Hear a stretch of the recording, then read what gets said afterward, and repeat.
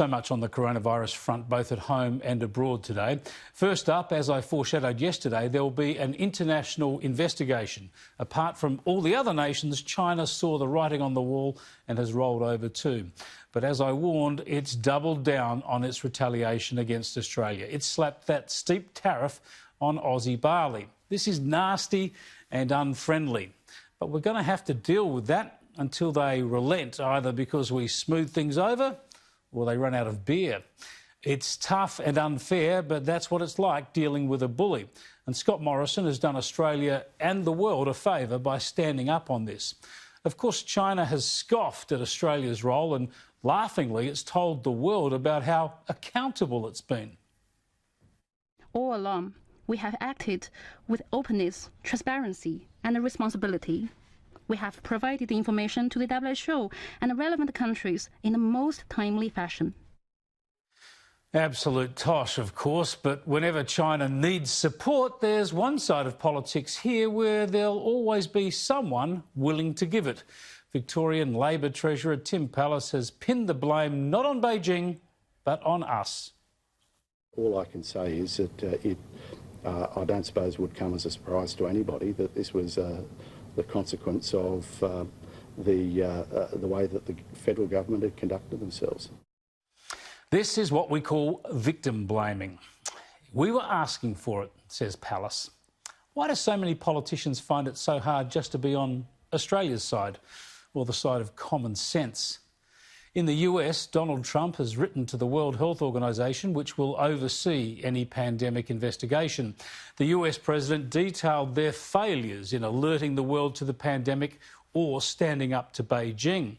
And the US president has threatened to permanently withdraw American funding and rescind its membership of the WHO unless there is substantial reform within 30 days. Trump has also triggered yet another bout of outrage by telling the world he is taking the drug HYDROXYCHLOROQUINE as a coronavirus precaution. I think it's good. I've heard a lot of good stories. And if it's not good, I'll tell you right, I'm not going to get hurt by it. It's been around for 40 years for malaria, for lupus, for other things. I take it. Frontline workers take it. A lot of doctors take it. Predictably, this has sent some media into a spin, warning that the president could be setting a poor example. If you are in a risky population here and you are taking this as a preventative treatment to ward off the virus, or in a worst-case scenario, you are dealing with the virus, and you are in this vulnerable population, it will kill you. I cannot stress enough. This will kill you. Well, Trump is unorthodox. That's hardly breaking news. He says what he thinks, and sometimes he thinks some pretty weird stuff. And, of course, people should only take medications prescribed for them by their doctor. But we know many doctors around the world are prescribing it, and that some doctors and studies have claimed it works against the virus. Other studies, not so much. So the screams against this drug are, again, over the top, just as over the top as the president's medical claims, I suppose. It has been used for decades, as the president just mentioned, to treat lupus and rheumatoid arthritis, and clinical trials are underway, including in Australia. We've talked to the experts on this show. These trials are going to put some verifiable research around medical claims that hydroxychloroquine can stave off coronavirus infections. I guess Trump is now unofficially part of those trials.